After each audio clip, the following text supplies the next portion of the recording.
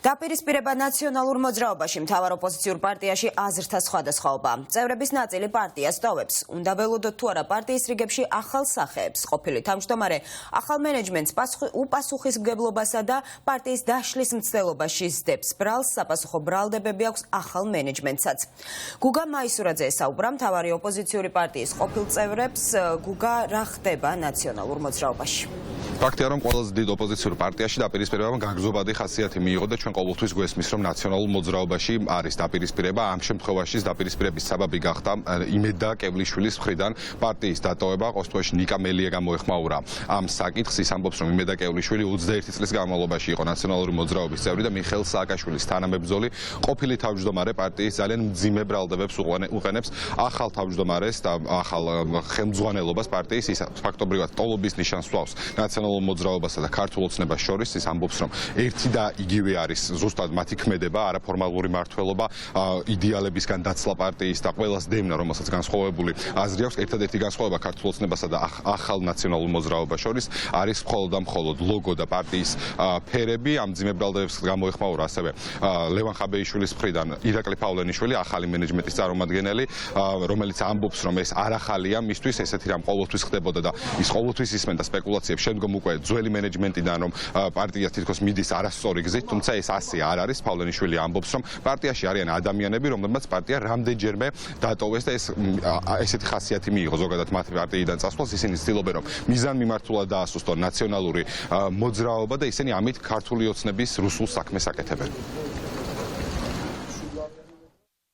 დღეს კი მთავარი ოპოზიციური პარტია რამე თუ უწევს კონკურენციას ქართულ ოცნებას სიტყვის გაუფასურება, დაპირება დაპირებისთვის და არა შესრულებისთვის, ერთობა სიისთვის, იდეისა და პრინციპების გარეშე. ამის ფონზე ვხედავთ, როგორ ტოვებენ პარტიას მართლა ღირსეული, პრინციპული ადამიანები, რომლებმაც აწლეულები გაატარეს პარტიაში. ოპოზიციონერი საქმოსნები კი, რომლებმაც ოპოზიციაში ყოფნა ბიზნესად ექციეს, ყველასა და ყველაფერს გაურიგდნენ და შეურიგდნენ და ოცნების ჩინოვნიკებისაგან ვერც ქონებით და ვერც ცხოვრების სტილით განასხვავებ. გვეუბნებიან, რომ თურმე ეს ხალხი მოღალატეა, გვეუბნებიან და ამ დროს ხელს ართმევენ ყველა ვინც პარტიას უღალატა 2018 წლიდან დღემდე. იმისთვის, რომ შეიცვალოს ხელისუფლება, უნდა იყო უკეთესი ალტერნატივა, რითიც ჯობია დღეს ნაციონალური მოძრაობა ოცნებას. განსხვავებული აზრის დევნით, არაფორმალური მართვით, პოლიტიკის ფულის შოვნის საშუალებად ქცევით. ისე ემსგავსება, მხოლოდ ლოგოს ფერით უდარჩა განსხვავებული.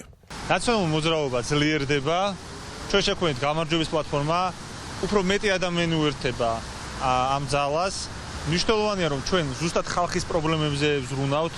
ვიბრძვით ამის გამო გვესწრიან სწორედაც რომ ქოებს ბოლო თვეების მანძილზე გვიპირისპირდება რუსული ოცნება და ძალიან სამწუხაროა, როდესაც ნაციონალური მოძრაობის ყოფილი წევრები მის მაგივრად რომ იყვნენ ჩართულები აი ამ ბრძოლაში რუსი ოლიგარქის წინააღმდეგ და რუსული სისტემის წინააღმდეგ, ჩართულები არიან ბრძოლაში საკუთარი პარტიის წინააღმდეგ. ეს ადამიანები ფაქტობრივად პერმანენტულად თვეების მანძილზე ტოვებენ ჩვენ რიგებს. ერთი და იგივე ადამიანებზე გეუბნებით, რაღაც ჯგუფი ადამიანებს, რომლებიც თვეების მანძილზე ერთმანეთს მიყოლებით ტოვებენ რამდენჯერმე პარტია, ზოგმა ორჯერ დატოვა, უკვე ზოგმა სამჯერ დატოვა. ძალიან სამწუხაროა და ძალიან ცუდია, იმიტომ რომ ისინი ამ შემთხვევაში არა ნაციონალურ მოძრაობას აძლიერებენ, არამედ რუსული ოცნების საქმეს აკეთებენ.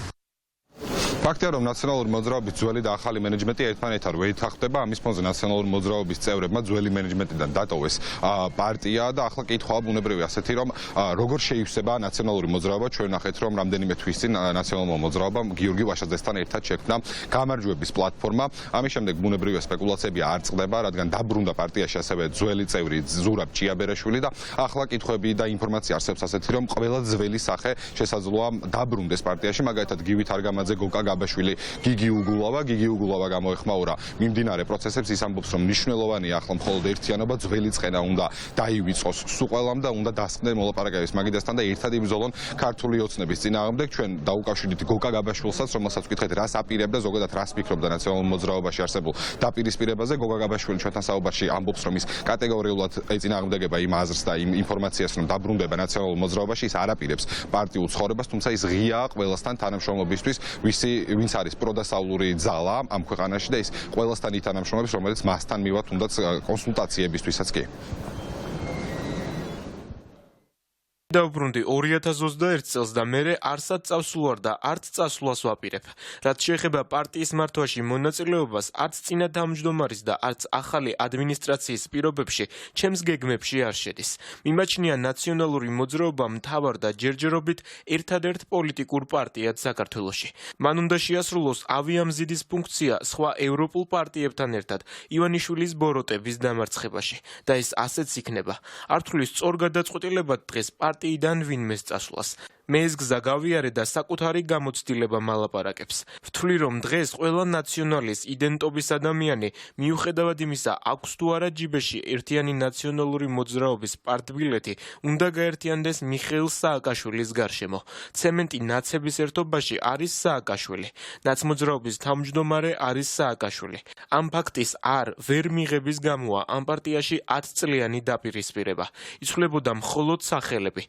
რაც მალე მივიღებთ ამ მოცემულობას ფაქტად, მით მალე მორჩება ეს დაპირისპირება და გადავალთ საქმეზე, რუსეთის მორიელებთან ბრძოლაზე. ძალიან ბევრ პოლიტიკურ ძალაში მყავს მეგობრები, პროტესტულ ოპოზიციას გულისხმობ. და ვფიქრობ, რომ ეს ერთი წელი ვისაც დაჭირდება ჩემი კონსულტაცია დახმარება, ყველას დავეხმარები. რაც შეეხება პარტიულ ცხოვრებას, რაღაც პარტიაში არა ვარ და არ ვაპირებ პარტიულ ცხოვრებაში დაბრუნებას. მაგრამ ოპოზიციად განწყობილი ადამიანი რო ვარ, ცხადია, ოპოზიციას დავეხმარები, ცხადია და ქართული ოცნება მიმაჩნია. თავას საფრთხეთ ამ ქვეყნისთვის და ამოყოლსაფრთხეთ და მიმაჩნია, რომ ყველა ოპოზიციურ პარტიას ან საზოგადოებრივ ჯგუფს, რომელსაც დახმარება ჭირდება რაღაც კონსულტაციით, მოჭიდრობით, ნებისმიერი ფორმით, ყველა ჩვენი ვალია და ვალდებულებაა, რომ ეს მნიშვნელოვანი წელი პასიურად არავინ არ მოყოთ, მაგრამ პარტიულ საქმიანობაში არა ვარ და არც ვუპირებ პარტიულ საქმიანობას. ფაქტია რომ ერთიანი ნაციონალური მოძრაობის შიდა არჩევნების შემდგომ ჩვენ დაპირისპირებების სერიები ვნახეთ, მოვისმინეთ ურთიერთბრალდებები, პარტიის დემარშით დატოვებაც ვნახეთ ახალი სახეების მოსვლაც, არჩევნებამდე 1 წელი რჩება დაახლოებით 2024 წლის და ეს თარიღი ახლოს არის, ნაციონალური მოძრაობა კი უფრო დიდ გაუგებრობაშია. ჩვენი ინფორმაციით მომავალ კვირას ნაციონალური მოძრაობის ახლანდელი ლიდერშიპი უკვე გააკეთებს კომენტარს და წარადგენს პარტიის სამოქმედო გეგმასაც.